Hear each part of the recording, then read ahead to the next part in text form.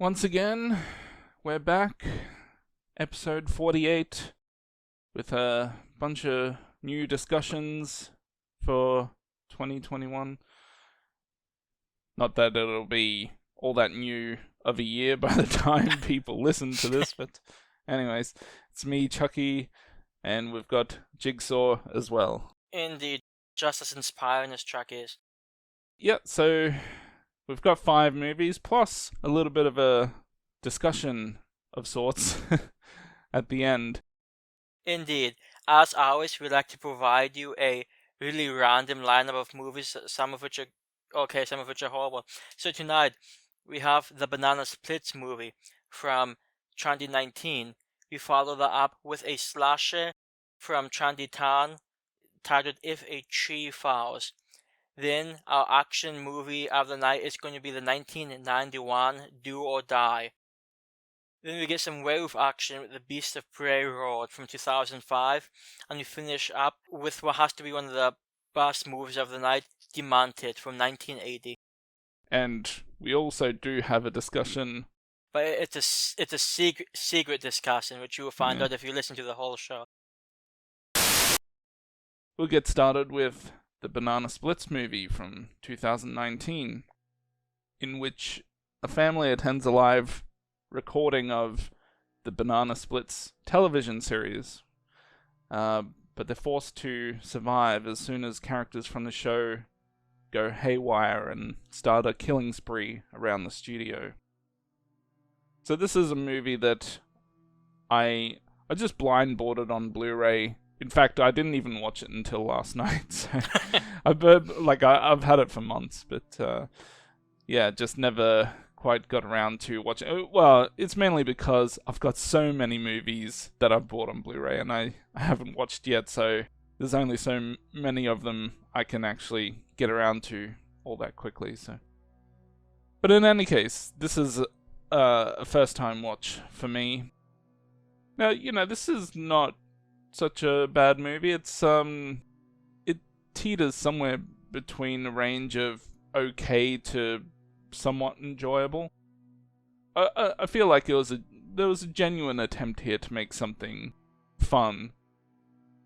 While I don't think it succeeds greatly, there's some decent things in this movie. Notably, it has some pretty good kills. There's quite a bit of gory kills in there. Some of it's a bit stupid, like they run over people with their little car outside the studio, and I always found those moments to be a little corny, but overall, it's got some decent kills. The acting in the movies, it's pretty decent for the type of budget movie it is. What are your thoughts on this one? Yeah, so when I first saw this one, I think must have been last year at some point. Actually, it might have been 2019. But I was actually surprised. I didn't expect to really care for it that much. But as I was watching it, I was legitimately enjoying it. And it's like a combination of, I think, the really good special effects, the good goal. I think there's a decent amount, like maybe half the characters you actually sort of like. For instance, I also sort of like the dad beat son. I mean, that guy's like, it looks like he's not even trying. He just looks so out of it. But he's like my favorite character. His casual way with the women too helps a lot. So I mean, I enjoy a decent amount of these characters. I think there's some funny lines, but I also appreciate how the movie. It's not like it's a horror comedy. It's not like it's either like way too comedy over horror. I mean, there's some legitimate. I would just say frightening, but there's some suspenseful things here, and even some somewhat gruesome things toward the end. So it's not like a fantastic movie, but it is a movie that surprised me and enjoyed me. That surprised me quite a bit more than I thought it would. Hmm. I don't know quite if I got to that level of excitement, but it was certainly a fairly watchable movie. Had its enjoyable moments. I guess one thing about it is that I think it's one of these movies that tries to take something that's meant to be like a children's entertainment program or something that's designed to make kids happy ends up going batshit crazy and attacking people. So you think of like my all-time favorite movie, Child's Play, similar type of thing, like a kid's toy comes alive and is killing people. And my second favorite horror movie, which is It, that's a clown. Another thing, I guess, clowns entertaining kids, and I just think that's one of those things that's kind of been done so much that to the point where I don't think it hurts a movie, but it's one of those things where I've seen it so much, like, because when I think I was watching, or the interviews were playing after I watched a movie, and they're going on about how creepy the characters are, the Banana Splits characters, and like they just have that look that's sort of creepy. But I mean, they do to a point, but I mean, my point here is that we've seen people try to take a lot of children's entertainment type products or characters and turn them into killing machines, and I think just for me, it just doesn't quite hit that, it doesn't have that originality that I was kind of hoping for. Not that it makes a huge difference, it just, I think that would have helped tip it a little more in its favor if it wasn't something that's been done already so many times before. At least in a general aspect. We probably don't have too many, kids' television shows characters like this, but still, it's more or less the same thing. Yeah, and on a somewhat related note, one thing I thought that was somewhat interesting about this, and it actually, in fact, reminded me of the Child's Play remake, would be the fact that these antagonists to the Banana Splits characters, they're all like animatronics. They're robots basically. So I think it's sort of interesting that there's not really a I guess you could say like a human logic behind what they do. Like it makes sense what they're doing, like from their perspective, as hey, they do this show and they're going to keep doing this show. So then they basically imprison a bunch of kids and have the kids watch them kill people, which I think that's a pretty brutal. I enjoyed that. And plus, that's a pretty smart way to get out of them killing kids, which a lot of movies have a problem with doing for some reason. So I thought that was a somewhat intelligent choice. It may not necessarily be the most original, but at the same time, I think with a lot of the elements this movie had, they may have thought it may not have needed to be as necessarily original as someone might hope. I mean, how many slashers are really original nowadays anyway? Yeah. Well, look, since you mentioned that they're animatronic or robots, whatever you want to call it, one thing about that is that, like, I like the idea that that's what they were instead of just, some crazy person underneath the costumes, but, whenever you deal with characters that are robotic, you start looking at the characters to see how they move, how they act, and one thing I mean, it wasn't a huge factor in it for me, but one thing I did notice is that, like, half the time they acted like robots, and half the time you could kind of just feel like it's a human underneath moving around. So I don't think they quite put enough attention to detail in that aspect. Like I said, it doesn't ruin anything for me, but it's just something that I can't help but notice. And, you start thinking about that more than focusing on other things that are going on in the movie that you should really be enjoying, but maybe it just takes away a little bit from that because you spot things like that happening. I guess the question then becomes, who was your favorite Banana Split? Jeez. Probably the, was it Drooper or something? I don't know, just because he's just always missing half the time. It's not on cue. Indeed. He keeps getting stuck in whatever that guy's fence. I don't know. But yeah, I mean, it's there's some characters and like it does a pretty good job of having a few like making you want to see some of these characters die. Immediately once I saw those streamers, I was like, oh fuck, I hope they die. Yeah. And then you got the annoying talent dad, and we're glad to see the asshole husband who eventually got what was coming to him. Well, kind of twice in the movie. At first I thought, did he die? Like, I'm not sure. And then later on we see, oh no, he wasn't dead. I was like, oh, so disappointed. But actually, kind of in a good way that he did come back, because I thought if he had died that earlier in that movie, I was going to say he had like the tamest death scene of all, when he's probably the character you'd like to see hurt the most. And yeah, so it ended up being a good thing that he came back, because eventually when he finally did die, it was a lot better. Yeah, like we said, the one thing, even if the movie isn't necessarily to your liking, the movie does have pretty sad special effects. Like, there's some really gory things that I wasn't even expecting when I first watched this movie. It's how to give like I mean, like the ending when they do the banana split. I mean, that's some pretty, now some of that was off-screen, but it was still somewhat brutal. And just the idea of, hey, these kids are also watching this. I sort of like the mother, hey kids, don't watch this, turn away. So I do appreciate a lot of what this movie has in it. And I find it interesting because I know this movie had like a little bit of hype before it came out, and the reaction to the movie seems to have been somewhat split. Like on IMDb right now, and I haven't seen this for like a whole lot of movies, it has a straight 5 out of 10. So like majority of the ratings seem to be just in the sweet middle ground. So people seem to be okay with it, but not love it, not hate it, which I think is a somewhat interesting reaction to the movie. Yeah, well, when we do get to our ratings, to be honest, I'm still flip-flopping between two particular numbers, so I'm finding it hard to pin this one down in my own mind.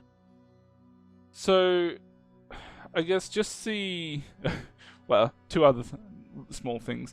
I do appreciate the security guard at the beginning there trying to frighten the kid. Well, I don't know if he was trying to frighten him.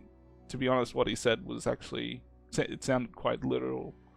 So I'm not sure if he was trying to frighten the kid or just warn him. Yeah, it actually reminded me of that scene from Willy Wonka and the Chocolate Factory. It's like people go in, they never come out. And just like the overdramatic, hey, that's how a kid is toy. Sort of cracked me up. But I guess I mean, when we get introduced at the beginning to the kid who's obsessed with the show, and they basically allude to the idea that he's a little too old to be watching this show. And then, you go to skip ahead to where everyone's lining up, and it seems like almost everyone else in the line is older than him. I mean, where are all the really young kids? I thought this show would have been aimed towards more like, the 6 to 8 year old range. Yeah, so I think when it's showing that lineup, I agree that I noticed a lot of the adults.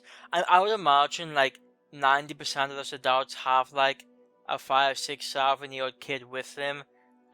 We just don't see them, because those streamers, like I don't know, I guess that's not really my thing.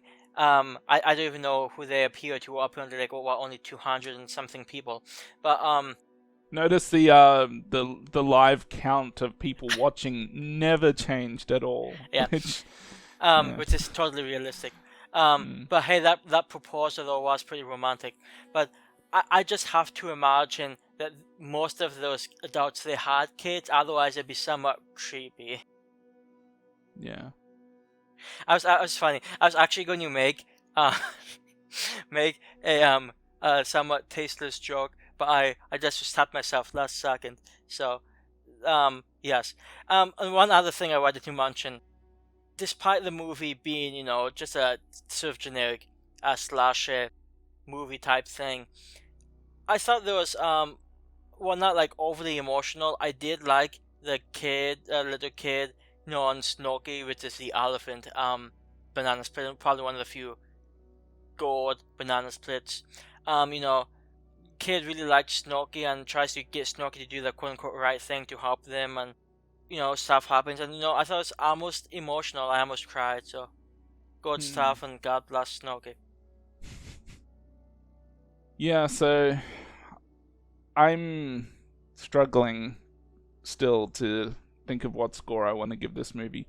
But I think for now, I know our ratings are slightly different to what we give 6 and 7s. Like, you consider 7 to be average, I consider 6 to be average. So I'm giving this one a 6 out of 10 for now. But I am thinking that on the next rewatch, there's a chance I might switch that to a 7. I'm at a 6.5 Yeah. to do a jiggy with this one, and I just guess it comes down to what's this next viewing gonna be like? Is it going to be kind of like push it up further? Am I going to have a little more fun with it the second time around because I now know kind of what the movie is, or is it just going to be the same? So we'll see. But for now, 6 out of 10. Yeah, so I've seen this movie twice now, and I've enjoyed it both times. I think it has decent amount of characters who I enjoy, even the characters I don't like, such as like the drunken guy on the show, cast member. He just cracks me up. He's just like taking shots of whiskey and then coming out to do a children's show. Like that guy's high class. And there's a decent amount of characters I enjoy. The one black chick too, she was pretty cool. And that's pretty good of the brother too. Like, hey, my younger brother, it's his birthday. Could you get him backstage? And hey, she does. So hey, well done. So I enjoy some of these characters. I think the gore is really great. You see a guy getting cut in half. There's a lot of organs coming out. I thought, and plus the guy in question was somewhat annoying too. So well done. So I think there's a decent amount going for this movie. I enjoyed it more than I thought I would.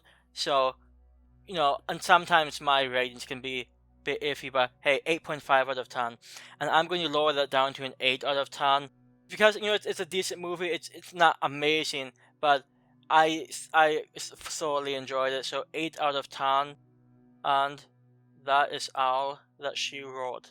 And I'm not a she, but yes. Yeah.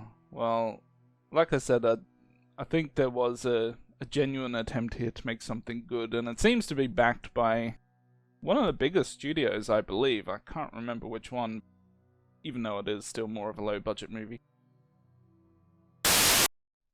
And speaking of trees, next up, If a Tree Falls from Chanditan. So this is people camping, and then they get attacked. So what are your thoughts on this one, Tracky? Yeah, that's pretty much it. Obviously a first time watch because I've never been compelled to go see a piece of shit like this, but Yeah. barely anything happens in this movie, really. I mean, it's literally what you said. So people go out camping, they get chased after. And it's not even like suspenseful, really. It's just literally people kind of just tormenting people and chasing them if they manage to get away. But that's like, there's nothing really artfully done in this movie.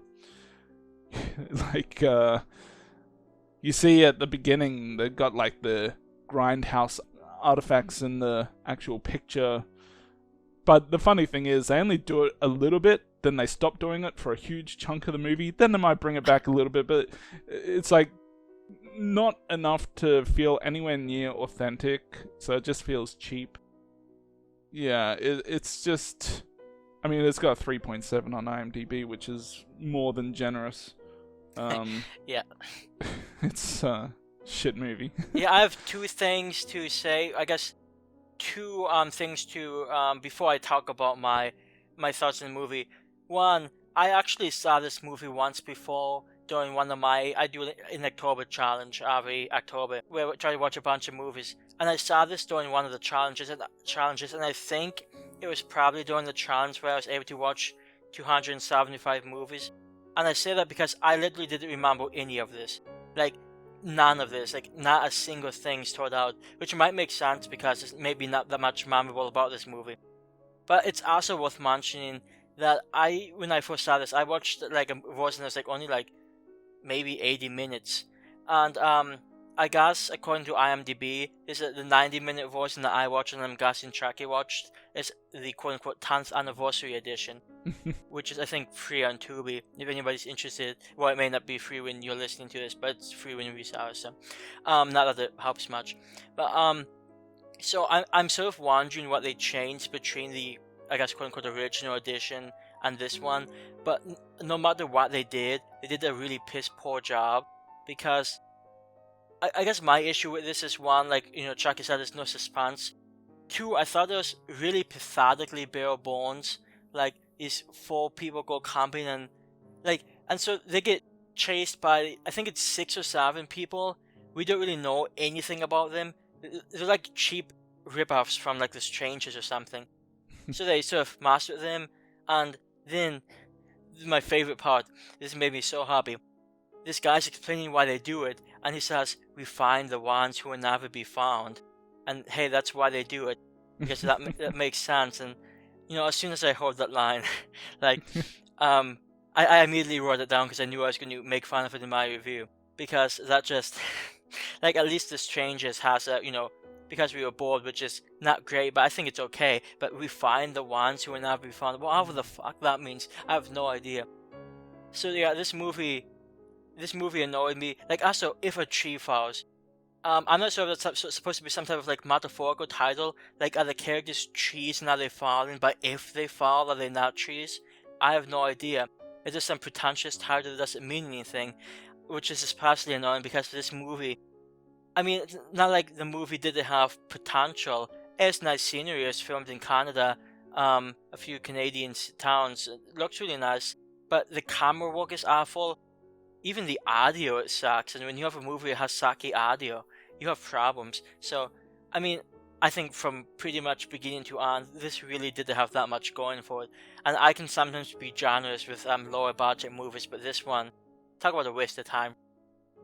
Yeah, I don't know what they are doing with the camera in this, but they just do all these random awkward close-up shots of people. Like, at one point, you know, they get so close up you can start seeing boogers in their noses and stuff. But I guess there was one moment where there was the 2 chicks kind of wrestling in the mud, and I guess that was the only part that I wish went on a bit longer, because it was better than anything else that was happening in the movie. Aside from the wonderful opening scene in which they keep talking, like there's this one horny guy and the chick he's with is like, "Oh, it's really hard for me," and he's like, "Oh, it's hard for me too," and then she's like, "I can't do this, it's too hard." I mean, that's quality writing right there. Yeah. You use the word hard 3 times in like the span of 10 seconds. Yeah, and the thing is, that's probably the best writing they had here, because it's not like there's a very dialogue-heavy movie. There are moments when like there's no talking for like minutes on end because all it's just chasing and like going back and forth. So I guess it's the best they could give us. I mean, this movie almost makes me feel like I was too harsh on Dawn of the Dead, not Dawn of the Dead, Dawn of the Dead, which we rated a while back, and I think that was the lowest rated movie I ever gave. But it's almost, you know, it's starting to make me feel like I was a little too harsh on that movie. Yeah, because, you know, Dawn of the Dead, I infamously gave it like a 9. I did not give it a 9, but I gave it pretty. I mean, it was below average, but I gave it like an okay below average score because I was at least entertained. But this one is like void of any entertainment. It just, you know, the killers are annoying because well, one, we don't know who they are, we don't know what they're doing. I guess they find who can't be found, but I don't know. Which I think that's the difference between this and, like you said, The Strangers. So at least in The Strangers, I felt like it had suspense. Yeah. Even if you might have been a bit bothered by not knowing much about the killers, at least, you know, there was some art to how it was filmed, I guess. Whereas this is, it's just chasing around and screaming and. Yeah, the only suspenseful scene I can think of in this movie that might count, and I don't really think it's even that good of a scene, is when the combi and the guys are in one tent, the two girls in the other tent, and they hear sounds and like, oh my god, who is that? And they after a certain point they find out, oh, it's not one of the guys, so they're concerned. But then they get into this conversation that just bugged the shit out of me. Like, one of the girls is like, oh my god, I can't leave, and the other goes, well, we have to go, and she's like, oh, we can't leave, then they were whispering, but they already knew they were there. Like, the whole whispering thing, they already know you're there, just why bother whispering? It didn't make sense, which is fine, because it's not like this movie was going out of the way to like impress people who try to find story. I don't know, it just, and plus the ending, and I just think the ending's particularly surprising. Like, oh my god, the last surviving person was now found, and so, I don't know. But the ending was horrible. The one thing I'll say about it that was okay was maybe the special effects. For a low budget movie, the special effects, when they came up, they weren't terrible. But it's nowhere near enough to actually make this, worth watching. Yeah. Yeah, it's shit. Indeed. So, I am going to throw this movie, and I was actually hoping I would actually remember it this time around, because I was interested in seeing how I thought about it, and I was really disappointed. I had no idea it was going to be this atrocious. Because, believe it or not, on IMDb, when I rated this before, I gave it a 6. So I have no idea. I think I just gave it a 6 just to give it a rating to let me know I saw it. So it's nowhere near a 6. I gave this one maybe a harsh score based on what these people had to work with, but I'm giving it a 3 out of 10. The points are for the special effects. I like the Canadian scenery, but boy, this was a really hard movie to get through. I really would recommend this to anybody for any reason. So 3 out of 10. Deal with it, bros. Yeah, I was tossing up between a 1 and a 2.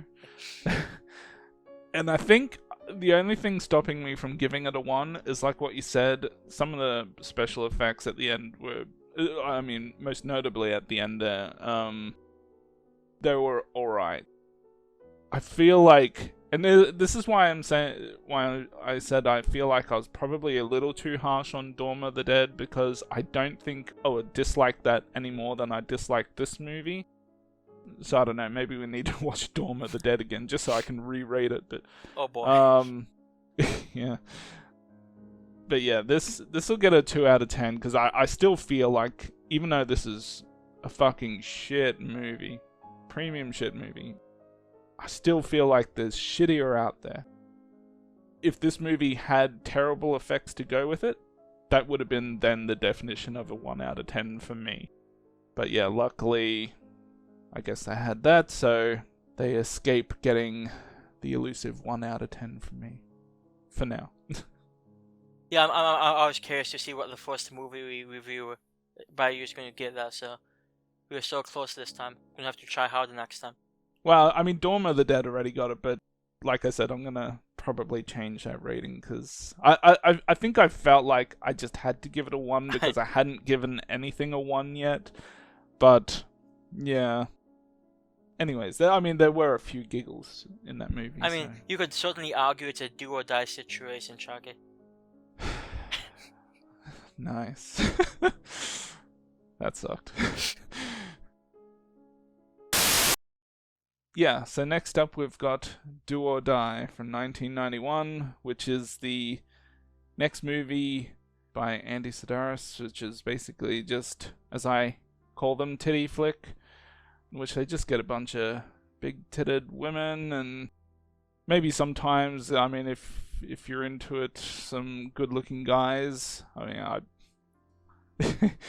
That's not my thing, let me just say. I'm just here for the women, folks.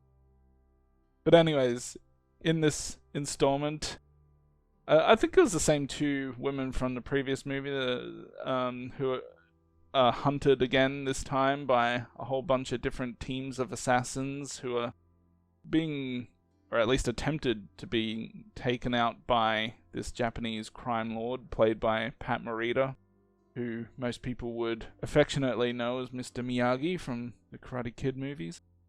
And yeah, basically the two women try to survive with the help of their usual agency friends, so the story is not important for these.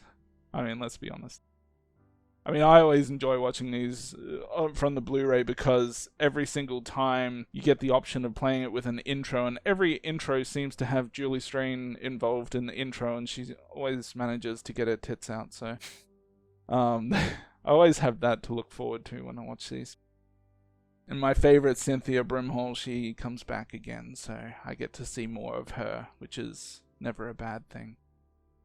But you know, this movie is, I mean, it's pretty much just more of the same. Like I said in previous reviews, they're kind of like quite formulaic. They always seem to have like a hot tub scene early on in the movie. I mean, for no explicable reason. I mean, they don't serve any purpose, but they always seem to have it, or at least from what I remember in the last few movies. So, and this one continues that same tradition. So, but yeah, I mean, like the others, it's kind of it's dumb, a little bit of fun, but it's not a good movie. It's not a bad movie. It just is what it is, really.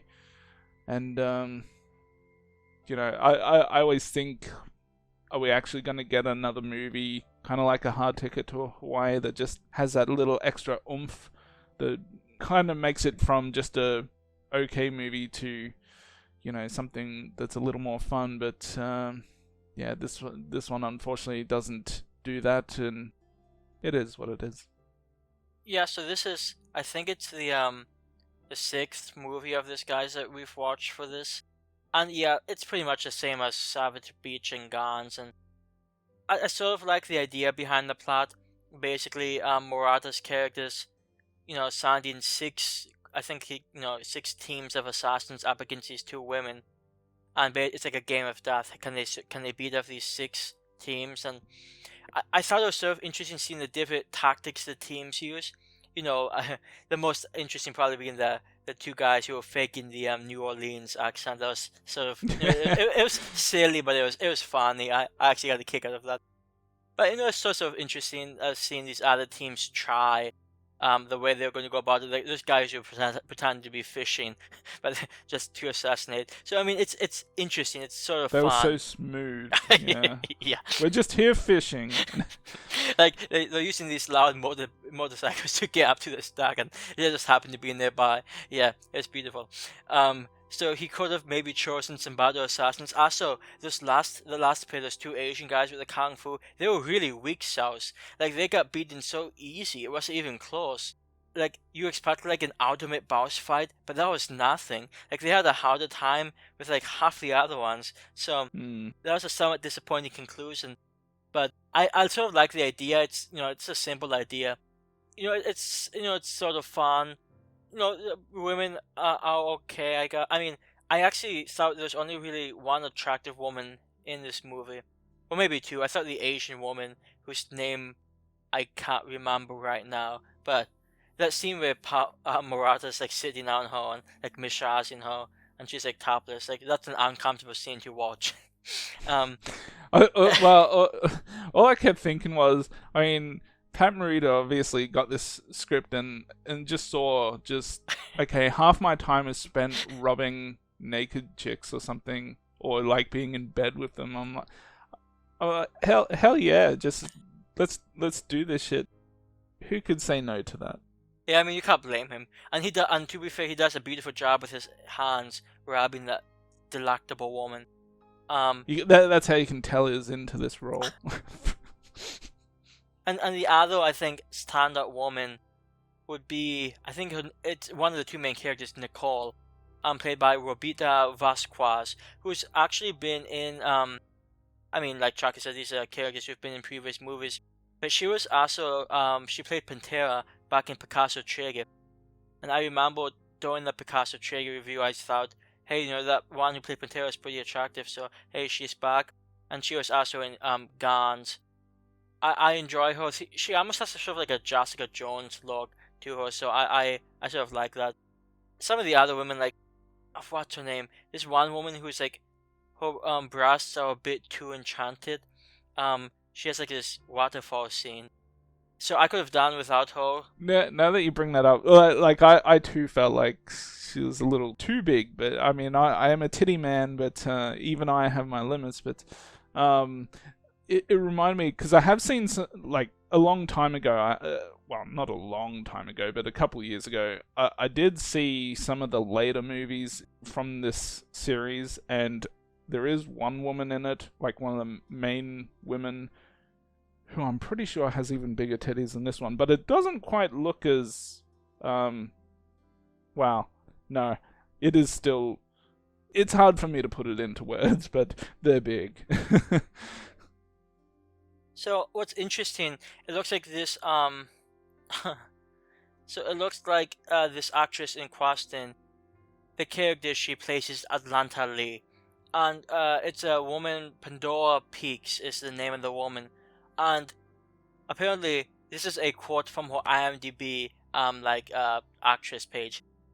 Her famously enormous chest, which is already like famously enormous chest, began to develop when she was in the 4th grade. Um, and that's so. I'm wondering how much of it's actually, because I'll be honest, I just assumed it was fake, but it sounds like it's possible it's not as fake as it might seem. So, just thought I'd throw that out there.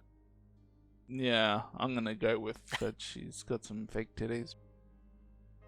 I do find it funny in this movie that, at the beginning of the movie, when Pat Morita's talking to the two girls, basically saying, "Look, I'm not gonna kill you now. I'm gonna give you a chance to kind of like survive," and he basically tells them, what his intent is. And I think he basically says, you're gonna have like 6 of the best assassins, or some. I don't remember the wording, but basically say, these are skilled assassins. And like you're saying, those guys fishing, I'm like, these girls managed to, and there's like 5 of them or something, just sitting around by a pool, just sitting ducks. They could have been easily plucked off with that sniper rifle, and those managed to evade the shot or whatever just through some dumb accident, or not even dumb accident. It's just, I dropped something. I'm just going to slowly pick something up. I forget now what it was, but I remember at the time watching that, like, even if they did move a little bit, I mean, these guys are meant to be skilled assassins. They're just terrible. Yeah, actually, on a somewhat related note, so basically, these women team up with some other people from the agency, and in this movie, there's actually, like, they group together, and there's 8 of them, which I think is sort of interesting. I think it would have more of an impact if I could tell these people apart, because, like you mentioned, Edie's in the movie, Cynthia Brimhall. But I'll be honest, I can't remember the last movie she was in, because all these people look the same to me. She was in the last one. Yeah, she's been like 2 or 3 of them, I think, but yeah, like I know that like this. I don't know if this Bruce guy has been in another one, but the point I'm trying to make is, so there's a group of 8 people, and not a single one of them dies. Like, they could have like taken out one of the, like they could have taken out Atlanta, and just taken one of the smaller ones to make it like even a fake dramatic moment, but nothing like that even comes close to happening. Like, the closest that comes happening is this guy shoots a duck, and that's the best they can do. It is. Sorry, just going back to Pat Morita's attempts to take these girls out, but it is kind of ironic and funny that the closest he came to killing them was simply when he had someone come up to him and say, "Oh, we got someone who wants to speak to you," and they just grabbed them. And all these skilled assassins can't even come close to even taking any of these girls out. It's just kind of funny. In fact, in that scene, because I think it was Donna Spears, she asks Pat Morita, "Who are you?" And I wish she is answering it more in like a Mr. Miyagi voice, like, "Yes, Donner Spear Banzai. It's just I don't know. I couldn't get the thought of Mr. Miyagi out of my head. Though there was one scene that really made me laugh in this movie, and it was the scene where he's getting the massage, and she's going on about how there's 200 bones in the human body, and you know he's making some sounds or something that you could tell he's getting a bit of a stiffy, and and then she's like, make that 201. That's my type of humor right there. Yeah. So to all you guys who watched The Karate Kid when you were younger, just imagine Mr. Miyagi's stiffy, and that's all you need. Wax on, indeed. Those are the beautiful moments I wish I had more of in these movies. If they had more moments like that, then we could talk about maybe giving these movies 7 out of 10s. But they just don't have enough of those moments to really get there. Hey, I know. I'll say this. So at least they've been consistent. Like, it's not like any of them have been anywhere near as bad as the first one was. So that at least it's something. Yeah, like I never go into these movies expecting a good movie or a bad movie. I just expect to go in, maybe hear a few stupid jokes, see some titties, and that's it. Yeah, and it looks like there are 6 movies after this one. So hey, we officially made it halfway through. So that's so nice. So maybe before the end of 2021, we'll have finished the series. Indeed. I mean, it's no surprise because I think I've already alluded to this in my previous comments, but just like all the other ones, I'm giving this one a 6 out of 10. There's more of the same. It's got a few funny moments. It's just got more of the same. Just leave it at that. Quality remarks. So yes, Do or Die is a film. It's I enjoyed it probably a little more than Savage Beach. I enjoyed it a little less than Picasso Trigger, but these are in like the exact same wavelength, and they have been since How Ticket to Hawaii. Because unfortunately, there's no giant poisonous snake in this movie. So I'm also going to give this one a 6 out of 10. I mean, it's like obviously one of these movies. I had like an okay time watching it. It's the same with all these movies. It's a damn action movie. It can be sometimes fun. So, I mean, it's definitely not a horrible time. So, I think a 6 out of 10 seems pretty fair for this guy's style of movie making. Yeah.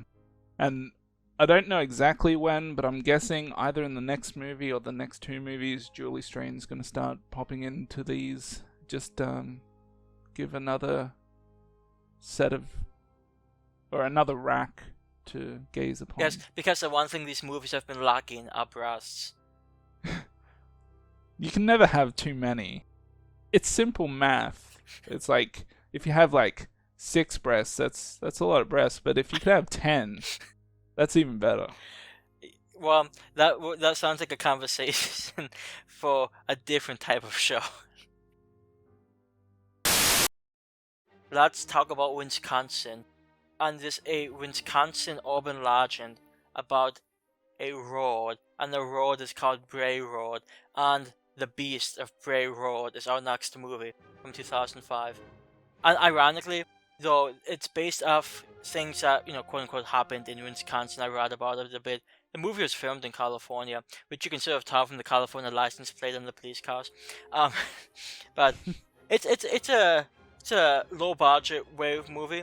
There's some mysterious killings going on. This one cop gets involved, looking for somebody, then finds a body. A cryptozoologist comes to this small town, and they just try to investigate the beast. It's not necessarily like the most impressive wave movie out there, but at the same time, it's not like there's that many wave movies out there that are of good quality anyway, to be entirely honest. I mean, I wish there were more really good wave movies that just aren't. So, I've seen this one before, and I may have enjoyed it a little bit more this time around. And I don't even think it's a necessarily terrible movie. And I have a few reasons, but before that, what are your takes on this one? Yeah, I saw this. I before I watched it, I thought, I think I've seen this before, but apparently I was thinking of a different movie.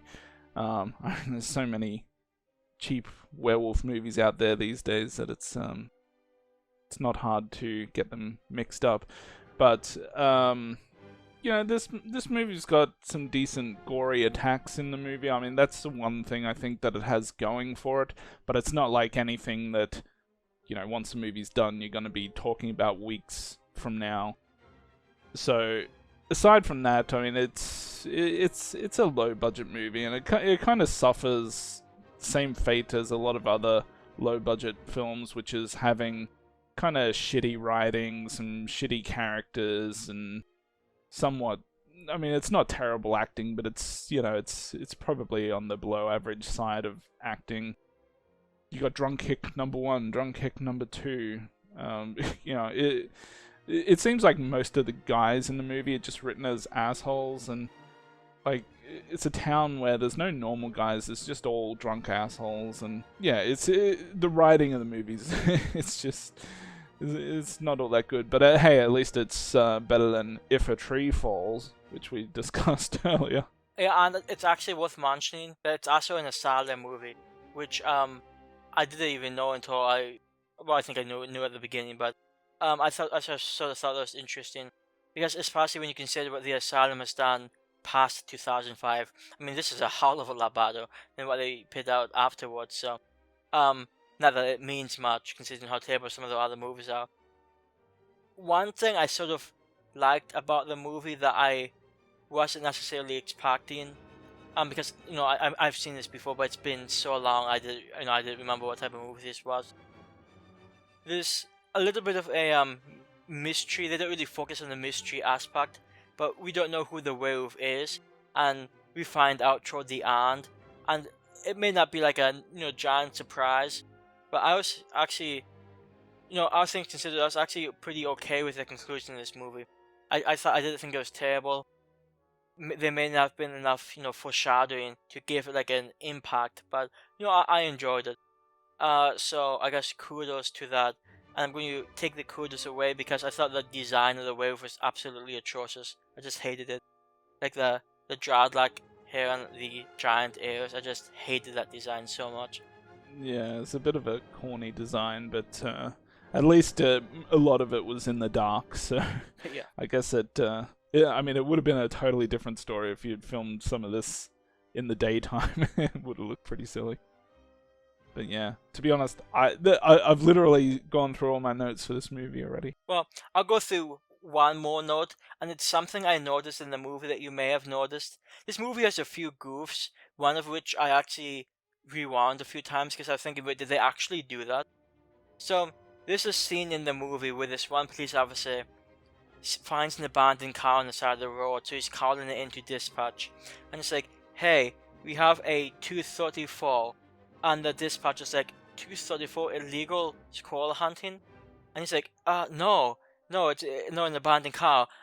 And the dispatcher replies, oh, well, that's a 234. It's the exact same number. Which I rewound a few times because I couldn't believe they made such a simple mistake like that. So, I mean, it's not like that takes too much away from the movie. It's a low budget movie. It's what you would expect from like a mid-2000s low budget werewolf movie. And I'll be honest, I didn't have that bad of a time with it. It wasn't great. Special effects, were pretty solid. Some of the characters were pretty iffy. But I had an okay time with it. Definitely a better time than I thought I would have. So, I'm actually going to give this movie a 6 out of 10, which is, as Chucky said earlier, it's still below average for me. But it's a movie I could see myself rewatching in the future, and I know I'll probably be okay. So 6 out of 10 for The Beast of Bray Road.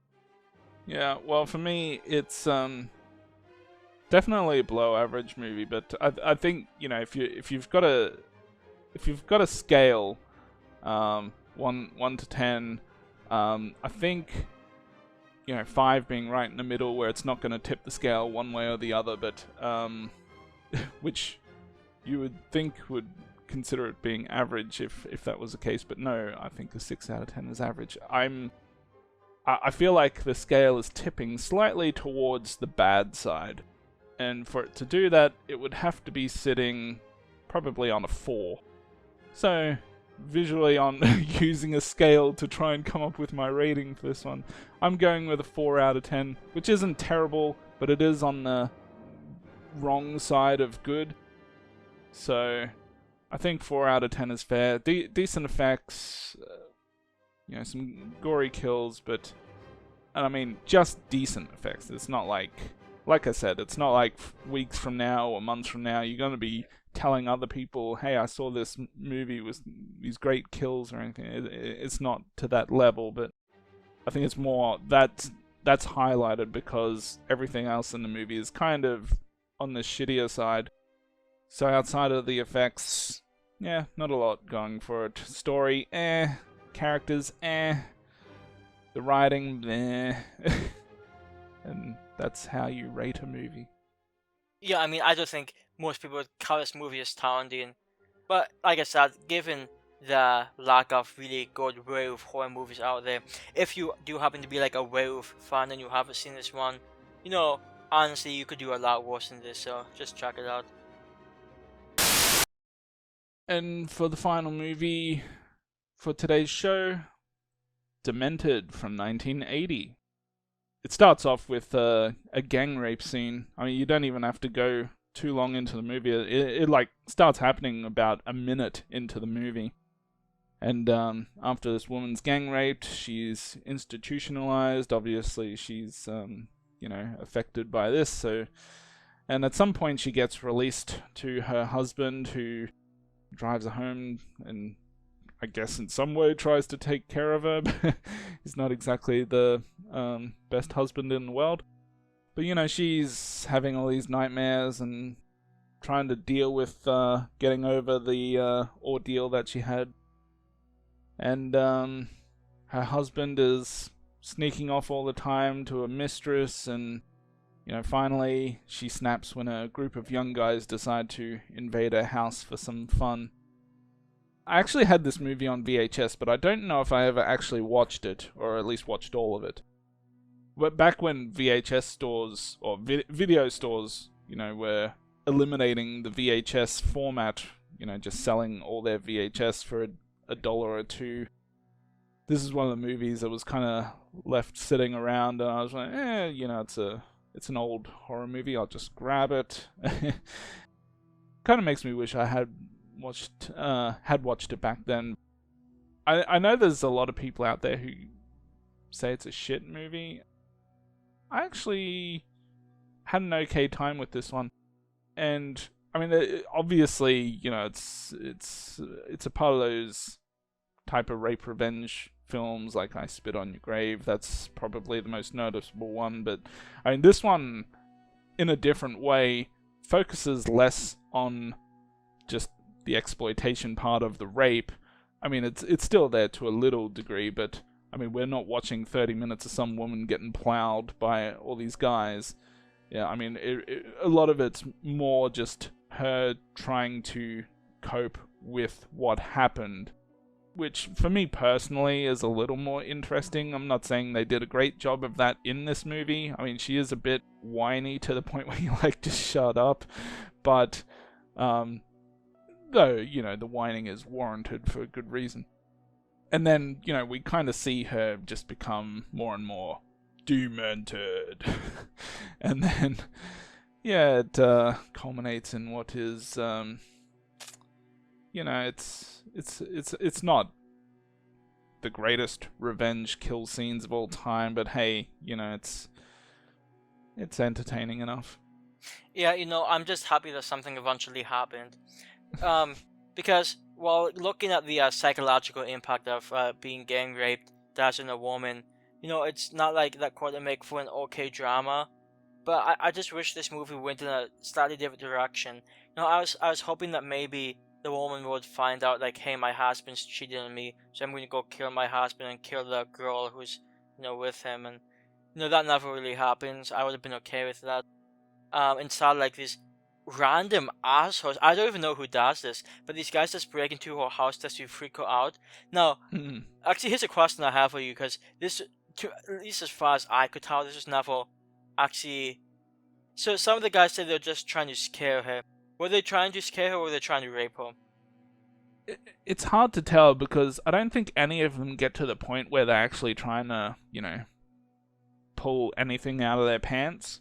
But I mean, there are moments where, they jump on her like they're about to do that, but I guess it depends on what their definition of fun is. Is their definition of fun just pretending like that's what they wanted to do, and were they only just going to that extent where they, get on top of her?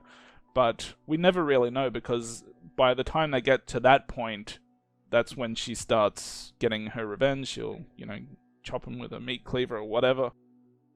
Obviously, there's some points during those final scenes where she's encouraging them to, have sex with her. And at that point, then you could say, okay, that wasn't their intent initially, but now because she's saying it's okay, they're kind of going with it.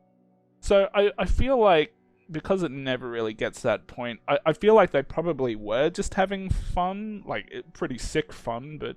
Yeah, because if you know a woman just went through an experience like this, and your idea of fun is, hey, let's go into a house tonight to like really fuck with her. Like, talk about some of the biggest asses you can imagine.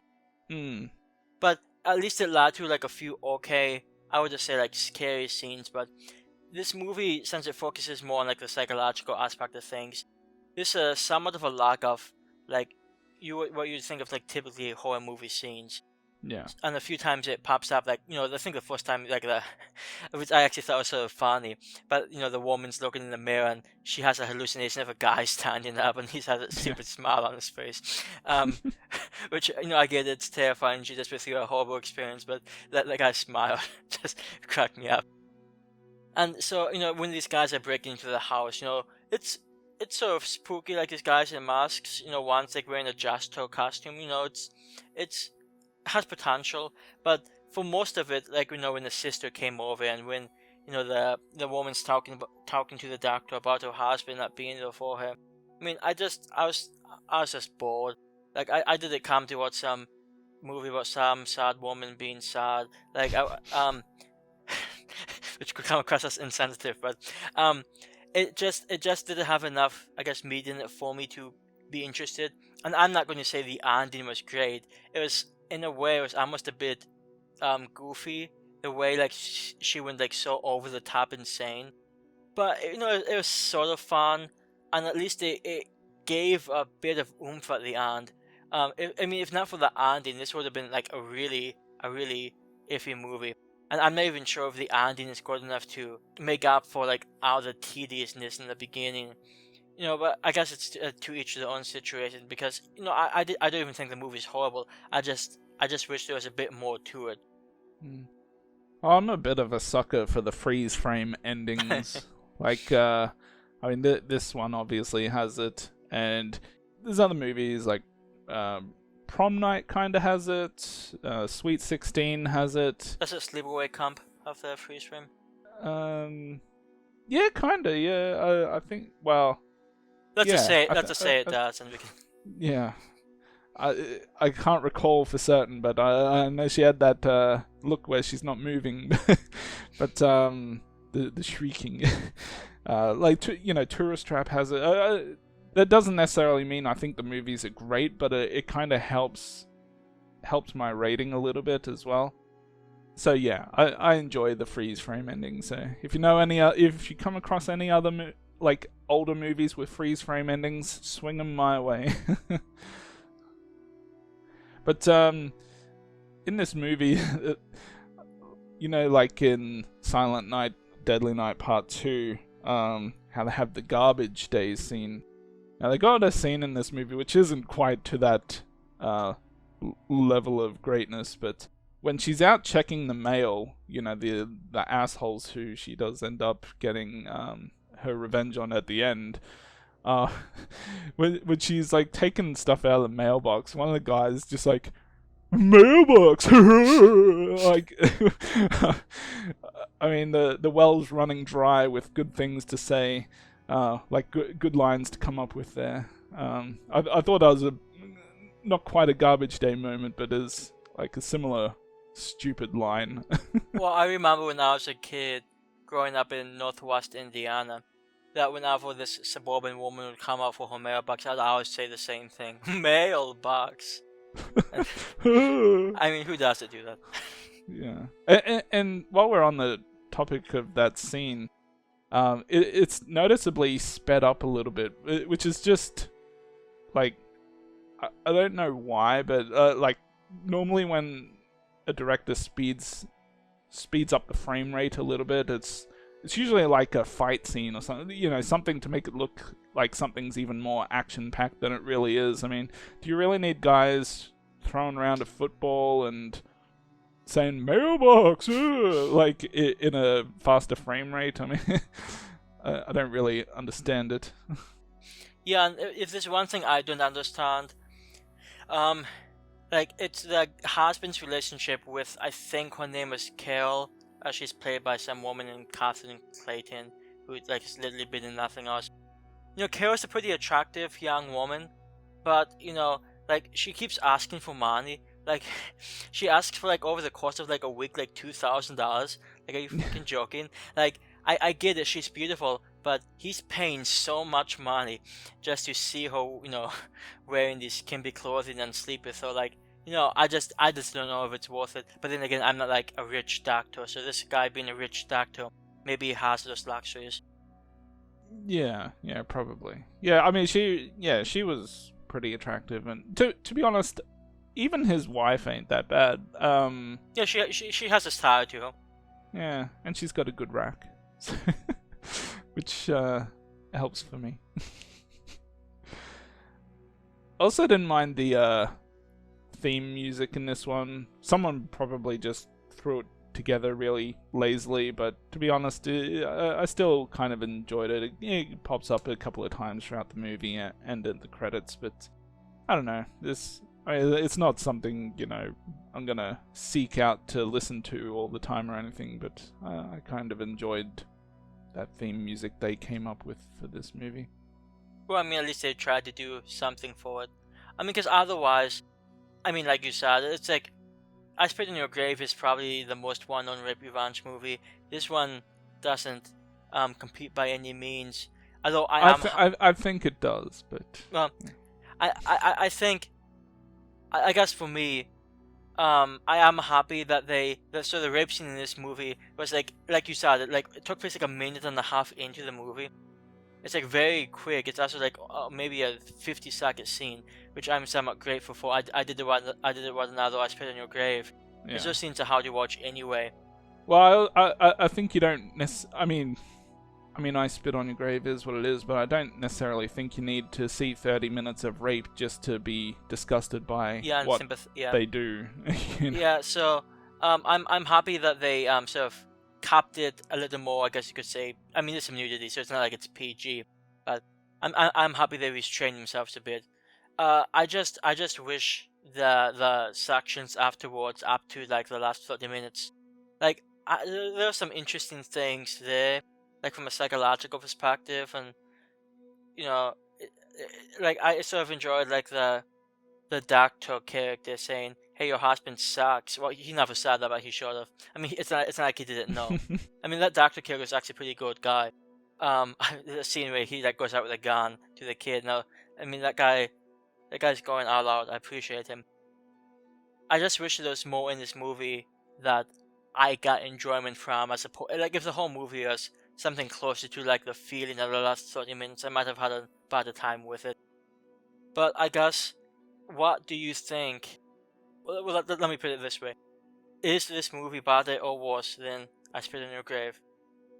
I think it's just like everyone's got their thing that they enjoy, and so I'm not necessarily going to say, hey, it's a better made movie, but I personally did enjoy this a little bit more than I Spit on Your Grave, and I think solely because, well, a couple of things, and these are things that I've already mentioned. At least I sort of enjoyed the theme music to this one. I don't recall any or what the music was in I Spit on Your Grave. There's a couple of decently attractive women in the movie, which kind of helps. Nothing against Camille Keaton, but I didn't. I mean, it's hard to think that way when you're watching her getting plowed by multiple guys in the movie in such a terrible way. But I guess the one thing I Spit on Your Grave has going for it is, the revenge she gets on them is a little more gruesome than what's in this. But to be honest, I don't necessarily need that type of or that level of kill scenes in a movie to enjoy a movie. And like I said, the freeze frame ending, I'm a sucker for a freeze frame ending. So even in my own personal taste, I'm not saying it's way better than I Spit on Your Grave, but I did enjoy it just a little bit more. Yes. You are hoping for me to say no, I Spit on Your Grave's better. No, I am. No, I don't have quite the same opinion, mainly because, I guess, long story short, once you get past the, 40 minutes of rape scenes in the beginning of the movie, the revenge parts, obviously a lot more classic might not be the right word, but I mean, a lot of people recognize, hey, the bathtub scene, and even, they may not even be necessarily explicit. And to be fair, I also think the character in the movie makes some mistakes. The more I think about it, I definitely probably would not have recommended that she go after the mentally challenged guy. Instead of rubbed me the wrong way. But in this movie, at least I wasn't. I mean, at the beginning it was a bit tedious, but at least I wasn't bored during that movie, and I was bored for. I mean, I was so engaged, but I was bored for a bit during this movie, and I think that's my main personal problem. So I'm going to give this a 5.5, and I went back and forth, and I think I'm going to give this a 5 out of 10. I thought it had a lot going for it toward the end. It just wasn't. It was like a case of too little too late. If it had been the last 40, 50 minutes, I would have been okay with it. But it's just the last 30 minutes, and I enjoyed it, but I wish there was more. So I feel like a 5 out of 10. I feel like that's a fair rating for this movie. Which is still better than a lot of other people gave it, so keep that in mind. Yeah, well, I was much like when we were talking about the Banana Splits movie, and I was struggling between a 6 and a 7. I kind of had the same struggle with this one, but like I said, I'm a sucker for the freeze frame endings, so I think that helps tip me to a 7. But yeah, for a good portion of the movie, I was thinking a 6. So it's it's right around there for me. But yeah, 7 out of 10 for all the reasons that I've talked about. Just kind of one other small thing. There's a scene earlier on in the movie where she just gets back home. She's going to pick some fruit from the garden, and she opens the door, and the gardener's there holding the hand rake or whatever you want to call it.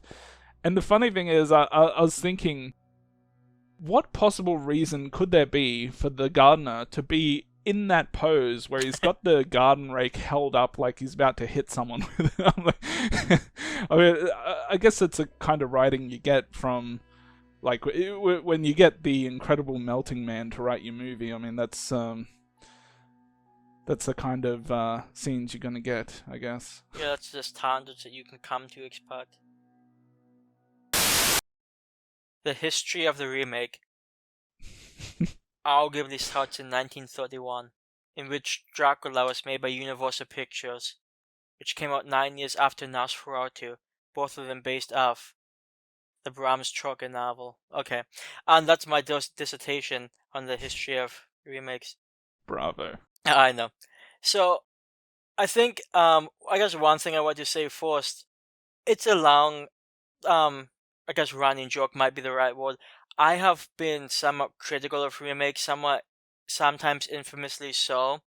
Some of the most popular remakes that people legitimately like, I prefer the original to. It's almost to the point of where it's a parody, but I'm being serious.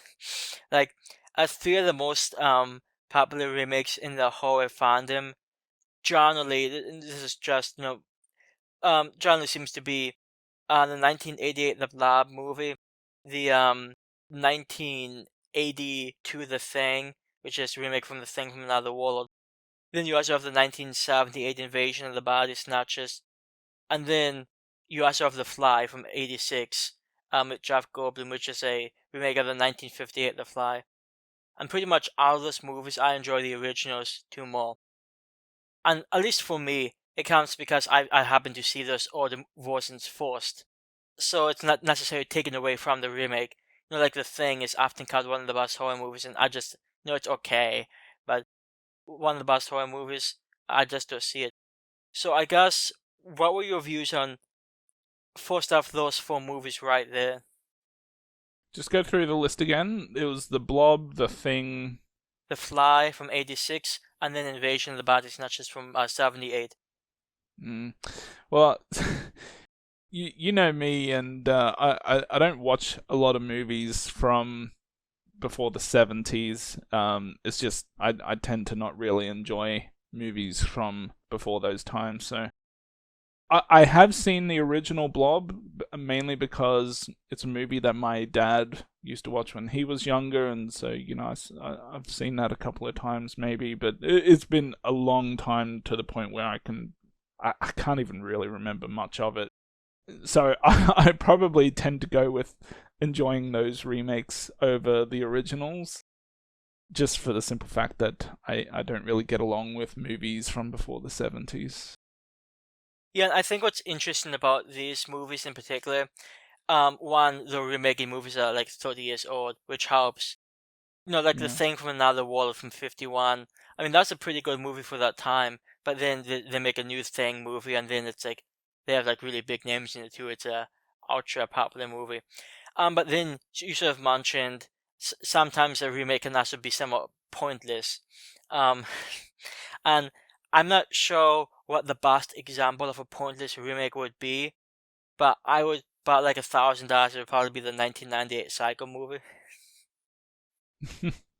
Well, I don't know necessarily if pointless is the right word, but I think the big thing here is that a lot of these older movies, like there's such a drastic difference in how movies, or sorry, there's been a I mean, there's been so much more advancements in movie making, I guess, from cameras to effects and all that kind of stuff. So, when there's all those advancements that have been made, or that's now available to you to make a movie. I mean, you can never make a movie like the with 80s effects back in the 50s. It just wasn't possible. So that helps a lot. Whereas the jump from 80s to the 2000s or whatever, the jump in effects is not that great. In fact, you got digital effects now, and those they weren't always great. So I think that's a big thing about it, is that you can do a lot more with effects in the 80s than you could have, back in the 50s and 60s. And I mean, you got color. You got color. Yeah, but how much does color really bring to a movie? Quite a lot. Indeed. That's the exact type of answer I was expecting from you. Yeah. So, and I guess the one positive thing, I mean, it's hard for me to come up with a remake I actually liked more than the original. There are movies out there, but there's just not that many. There are some remakes I think it might be comparable to the originals. Like, for instance, the Woman in Black, which it may be a movie you may not have even seen, but there's a 2012 movie. It's remade from a 1989 British movie, and I thought both of them had some pretty good qualities to them. You have The Hills of Eyes from, I think it's 2006, and I enjoy the original one, but the 2006 movie is not bad. It's actually somewhat enjoyable. Yeah. To me it feels a little bit like Wrong Tone, only Hills of Eyes, but it's still pretty enjoyable. I mean, there's some pretty decent remakes out there. Like The Dawn of the Dead, we covered that movie, I don't know, somewhere between 3 and 18 episodes ago, somewhere like that. That's a pretty good movie. Admittedly, it's hard to screw up like a high budget zombie movie, but it can be done. Yeah. There's I mean, my relationship with remakes is not that bad. I mean, there's a lot of people out there who are like, "Oh, will you just stop remaking everything?" And to me, it's not a matter of how much they remake; it's just how they go about remaking the actual movie. Like there's movies, like a couple, for instance, that just felt like word for word remakes for the most part, like I think there was The Omen, and Carrie. I mean, Carrie, the original Carrie is a movie I really enjoy. You not so much, but so there was potential for you to probably enjoy a remake just because you didn't necessarily love the original. But like The Omen, Carrie, and there's others out there, but they tend to borrow a lot of dialogue from the original movie, like almost word for word dialogue. And I mean, when you compare a movie from the 70s to 2000s, obviously the way people talk is going to be a little different, but they're still using the exact same dialogue.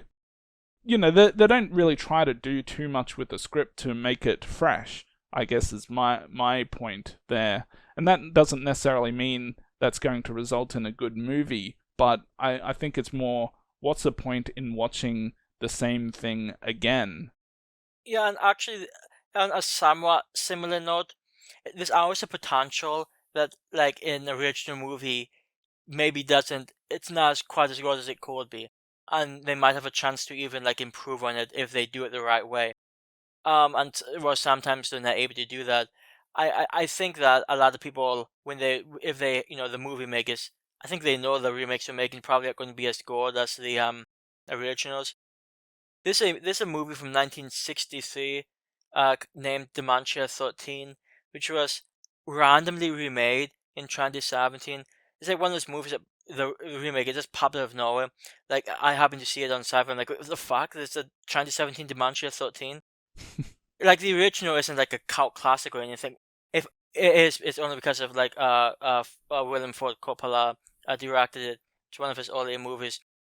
So I watched the 2017 movie, and I was thinking, it's never a big fan of the original one, so maybe this one would be okay, and they completely ruined it.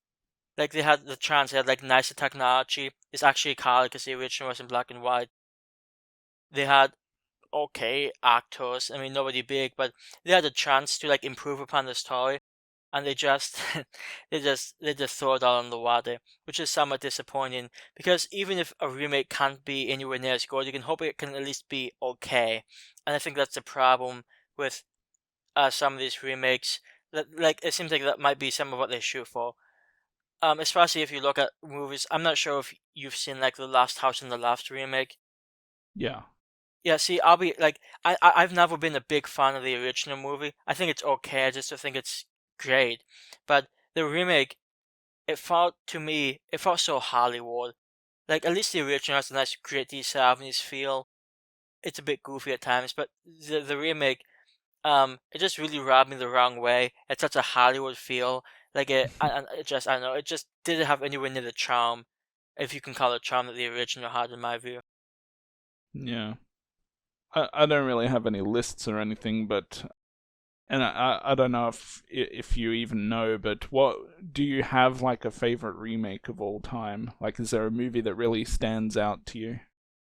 There's one movie that I actually saw before I saw the original, and that was the aforementioned Dawn of the Dead. When I first saw Dawn of the Dead, the 2004 movie, it sort of blew me away. I didn't know a zombie movie could actually be that fun. So then I went back to watch the original movie, and I know the original movie has a bunch of different cuts. I always go with the longest one if possible. And when I saw the original, that was also like an easy 10 out of 10. So when I last sat down with that, I gave it a slightly lower rating. There is one remake that it's not better than the original, but it's a remake I definitely wanted to mention because I think it's really creative. Um, so I don't know if you're familiar with Indian cinema, but this Indian ripoff horror movies out there. This one from the mid '90s. I think in the U.S. it's called The Monster. In Indian, or which I think it's probably, I forget which Indian language it is, but it's Mahakal. The Nightmare on Elm Street one. Which, and so I'm not saying that remake. It's a ripoff because they use the same music. I mean, I'm amazed there's people that get sued. But I guess wow, how much can you do against people in India? But I'll say I thought it was because it's a lower budget movie. Indian movies even in the '90s weren't like high production. At least At least these were Thai productions. It has a sort of creepy vibe to it. Also, if you haven't seen an Indian movie and you're interested, hey, a Nightmare on Elm Street Indian movie, there is dancing and singing, so don't forget that. But I think it has a decent amount of charm to it, and I don't know if I'd call it like my quote unquote favorite remake, but I do think it might be one of the most unique, might be the right word, because even though it takes kills from like I think movies 1 through 4, it even has a few original scenes in it too, which are sort of creepy. So if you can find a subtitled version of the movie, and you're a big fan of the original, I would recommend at least giving it a look, at least trying it for the random remake recommendation of the night. Mm. Do you have like a favorite remake that comes to mind? Yeah, well, I'll probably have to go with It Chapter 1. Chapter 1, not Chapter 2.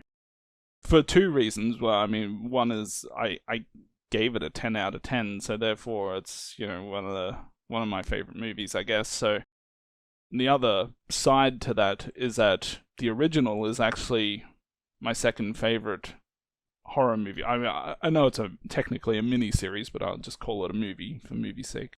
In fact, my two all-time favorite horror movies, Child's Play and It, they've both been remade. It Chapter 1 is 10 out of 10 for me. The Child's Play remake, I thought, it was actually pretty good. I originally gave that a 9 out of 10, but Oh God, since rewatching it, I've decided to probably drop it to a 6. down to an 8, but Okay. no, I still think it's a good movie. It just has a few moments in there that I thought could have been better. But I still think it's a pretty good movie. Still nowhere near as good as the original, but there you go. But yeah, It Chapter 1, that is, that's the one that I would probably put as the best remake for me. There's another remake out there. Now this one is going to be like an unpopular choice. And by unpopular, I mean a lot of people may not have even seen this remake. But Night of the Demons is a pretty good movie from the late 80s. I think it's 1988. It has a strong cast and a pretty fun story. They did a remake, I think it was in 2008 or 2009. It might have been straight to DVD. I'll be surprised if it wasn't. But I thought they had a surprisingly decent amount of humor, pretty fun story, some quality nudity. So let's remake that a lot of people may not even know about. And even if you love the original, and I enjoy the original, it's certainly a remake that might be worth looking out for. So just in general, I think for me, just I don't have a problem if they want to just go ahead and remake almost everything. I just, I think there is a point where you have to give some time between the original and it's not even like a definitive amount of years or anything. It's just, when does the original feel like it's really showing its age? Like, there's certain movies that are made in the 80s that still hold up today, but then there's some, made in the 90s that don't hold up today. And what's somewhat funny about that is, depending on the situation, it may not even matter how many years. I'm thinking about, I don't know if, now luckily we've moved away from this, and I really hope we stay away from this. But remember the American boom in like the 2000s where they were remaking like every Asian horror movie? Yeah. Like they remade The Ring, they remade Dark Water. No, some of those remakes were pretty okay. I actually really like the Dark Water remake. And that came out like 3 years later after the original Japanese movie. The Garage, they made like a bunch of them. So, and some of those were okay, but like trying to bring it to like another culture too. I'm sure there's a lot of Americans. I would hope, maybe I'm wrong, maybe I'm being optimistic. I would hope a lot of people who saw like The Ring or The Garage knew it was based off a Japanese movie, because I think those have sort of permeated culture. So I hope people know that. So in a way, if somebody watches like, oh God, if somebody has the misfortune of watching the Jessica Alba That Eye remake and they go back to see the original, like at least they can. It might pull them into seeing maybe a different type of, maybe if they don't usually watch Asian horror, maybe they want to see how the story goes if it's done better, so they check out the original. So I think in some ways, even if a remake's arguably iffy, and I'll be honest, I never much cared for the whole, hey, this movie was done in this country, let's make an American version. I just think I don't know, I just never cared for that. It seems presumptuous, but at least it might bring a little more attention to the originals, which is probably one of the positive things. Yeah, at one point it got to where they were just remaking movies that came out months ago. Yeah. I mean, rather than even give it 5-10 years, it's just like, well, they just released this movie, but hey, let's do an American version of it. Oh, that reminds me, because I just remembered this. Speaking about remakes that a lot of people may not remember, this French movie Maltese from, I think it came out 2007, 2008 maybe. And it's a controversial movie. If you've seen it, you know why. But they actually they made an American version in like 2015, like randomly like 8 years later. Now I've not seen it, so I can't really rightly judge it, but I can only imagine um how shitty it is. Like whether I don't know whether it'd take 8 years to remake a French movie like that. So I don't know, just it's interesting the type of movies they choose to remake it out. To be honest. Yeah, I do need to rewatch Martyrs because I don't think I ever actually finished it. Well, I've got it on Blu-ray, but I know it's kind of like got a fucked up ending or something. I've heard people talk about it. I've just for some reason I've just never gotten around to. well, it's probably because it's French and you don't consider the French people. Yeah. Well, I do have my battles with the French. Yeah. So, I did have one question for you, and this is one of those questions. You might see it pop up on Twitter every now and again. Just people discussing, maybe arguing. Um, when you think about like I guess you could say the quote unquote three big remakes. The Halloween Rob Zombie remake, the Friday the 13th remake from 2009, and then you have the unfortunate Nightmare on Elm Street remake. Out of those three, which is your favorite if you have one? Halloween. Oh, that's not the direction I would have gone in, but I can appreciate it. I just think I think it's one out of those with the best actors in it as well. But I mean, I suppose. See, this is where it comes into play how much you enjoy the original, because I know you love the original Halloween, whereas I enjoy it. I think it's a good movie, but I don't love it. And that's to say, I don't love the remake either, but I also feel it's an enjoyable movie. Whereas with Friday the 13th, I was never a huge fan of the original, and it's not even really. I mean, it's a remake, but it's very different to the original. I mean, it's got Jason as a killer. I mean, that's a big thing. Some people could even argue it's even better than the original. Yeah, I would probably say that it is. But at the same time, I still feel like it's your typical teen horror slasher, like a generic slasher movie for the 2000s with Jason in it. It's not. It doesn't quite have the same charm as like the 80s Jason movies, and so while I don't mind that remake, it's just it's not fantastic or anything. And well, the Nightmare on Elm Street one, that's probably the worst out of the three, but I don't hate it as much as other people do, but it's still not good. Yes, I guess for me, the Nightmare on Elm Street remake, I actually felt it had some potential. I was actually, when I was watching the movie, I was like, hey, are they going to change this up a little? Because there was a thing in the movie where it seemed like Freddy Krueger might have been innocent of the crime that he was killed for. And it seemed like it would have been interesting if they had killed an innocent man and that's why he came back. So I was sort of excited it's a bit strong, but I'm like, hey, that's an interesting little twist on it. The movie went the exact opposite direction. And I thought, I mean, that just pissed me off. I mean, I don't even think the movie's necessarily horrible. The whole, like, what were they called, like, micro dreams? That Micro sleeps or yeah, micro dreams, whatever. Yeah, micro naps. yeah, that always seemed a bit convenient, and like, oh, it's so like modern day now. It's micro dreams, but It's not like it's, I don't know. I'm not even sure if it's a significantly worse movie than, I don't know, let's say Friday versus Jason. I know that Friday versus Jason has a lot of fans, but Freddy vs. Jason is boss. yeah, talk about a movie that's a lot of problems. Um, Huh. but we're slowly getting there. And I did want to bring up, I guess, one more thing. Well, actually, two more things. But the My Bloody Valentine remake, which is a remake that maybe a lot of people don't remember, which I think it came out either 2010 or 2009, something like that, sometime in the late 2000s. And as you know, My Bloody Valentine's like one of my favorite. Well, it's actually my second favorite slasher movie. I legitimately love it, and it occurred to me that the only reason the DVD copy I bought came out was because of the remake. And I saw the remake once. It's been a long time, so I can't really accurately judge the remake right now. But I'm just going to say it's probably terrible, especially when you compare it to the beauty of the original. So you're saying that you can thank the remake for getting the old Yeah, version restored.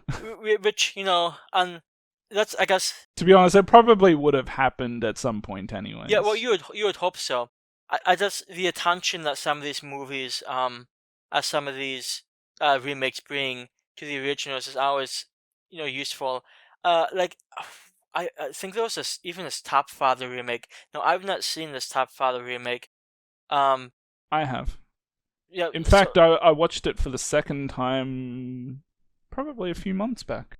would you say, compared to the original, what's your opinion? Yeah, it's about the same. They're Yeah. So both like 6 out of 10 movies for me. yeah. So I've always been sort of interested in seeing that one. Because obviously I'm a big Top Father fan too. So I would imagine I would have problems with it, but maybe it would surprise me in some ways. And it's also worth mentioning that among some of the worst remakes out there's always The Wicker Man. So, Yeah. well, actually, ironic thing is Wicker Man, the Nicolas Cage movie, is somewhat entertaining. It's just like, I mean, how can you not like Nicolas Cage? I guess. I'm a That's prickly pear. Yeah. um, and it's also one last thing worth mentioning. I sometimes see this movie pop up on like favorite remake lists, and it just sort of annoys might be a bit strong, but it's also true, because these people don't know horror. But the House of Wax movie from 2005, um, like calling that a remake is a bit disingenuous. I'm sure these people are doing it intentionally just to annoy me, but they might be.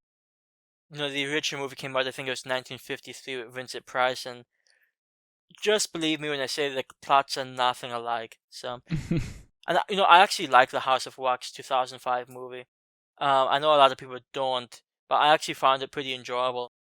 Yeah, I it's not feel like bad. if they had done like a more, like, I guess you could say, a quote unquote literal remake. I mean, talk about a movie that probably would not have gone over well. So, we're in agreement. Remakes are awesome. Well, I mean, they definitely. Now, actually, here's one last question. Well, if you could remake any horror movie or any few horror movies, what would you like to see remade? Neon Maniacs. Yeah, see, I was thinking about, because I know you mentioned that during our review back in one of the first few episodes, and yeah, that one could definitely benefit of a remake. Yeah, because like I was saying, it's I mean, look, it's enjoyable as an 80s movie, but there's two things to do with that movie is that I just feel like there's a lot of untapped potential with having so many maniacs on the loose like that, and they're all, I mean, some of them the characters weren't fleshed out, but there are a few characters in there that were very interesting, and it would have been nice to know more about them. And I just feel like there's a lot they could have done with that movie, and that movie was technically an unfinished movie that just got released because I think the guy that directed it, he kind of fell off, and like there was a lot of things going behind the scenes, and I think they even said, look, it wasn't anyone's passion project, so it was just a movie they were literally making because, hey, it's a horror movie, we can make some money. So I feel like if they put a little more into it, they could have had a pretty. I mean, it's an enjoyable movie, but they could have had something even better. Yeah, I sort of wonder, I guess my concern with the remake, because the original, despite being unfinished, despite having some, flaws, I feel like it had a lot of heart in it. And I feel like the problem with a lot of remakes is they're just made solely for the money. Like, hey, this is a known quantity. If we make this Friday the 13th movie, it doesn't necessarily need to be great. It just has Jason and boom, people will buy it. Now obviously Neomaniacs is not quite as well known as Friday the 13th, but I would just hope any remake that's made of like one of those movies has a little more going for it. Yeah. Well, so that's another thing that I missed to mention is that because it doesn't have the fan base, there's going to be a lot less pissed off people if you do remake something like that. Obviously, there's still going to be fans of the original who are like, no, but it's funny you mentioned that because I actually remember this is like back when they announced they maybe put out a trailer, but they put out a trailer for the Stepfather remake, and I remember making a post on Friday Eve was saying what are they doing making the Stepfather remake, and I think it was like Derail. It's one of the classic members saying, oh, why are you complaining about the Stepfather remake when they're remaking all these other movies? So yeah, there's always going to be somebody pissed off. And actually, I just remembered the Candyman remake. Has that movie been released or has it been pushed back because of COVID? it got pushed back because of COVID, so it'll be out. I don't know, at some point in 2021. Yeah, so now that's I really enjoy the original, but I'm sort of curious to see what they do from I guess a more modern day. I mean, that movie's from the 90s, so it's not like it's a giant jump forward as far as technology goes, but I'm sort of curious to see how that one comes out. It does make you feel old though, because I mean, knowing that it's been something like 30 years since that movie came out, and I mean, I remember it kind of being more of a newish movie back when I was younger. Well, luckily I was born in '93, I think. So, well, I know I was born in '93, but I was born a year after Candyman came out. So, luckily, I am not that old. Hmm. What are your favorite remakes, guys? Let us know. Yeah. Smash that like button. You smash this like button, subscribe, bros. Friday Eve was totally the place to be, bros. Yeah, I always feel like a douche if I have to say smash that like button. Like, you never hear us say that in any episode ever, and we're only saying it now because it's funny. Yeah, so maybe we should start ironically saying it every single episode until it becomes unironic, and we just get obsessed over it. Mm. Indeed. Yeah. So that is remakes by Fight Evil.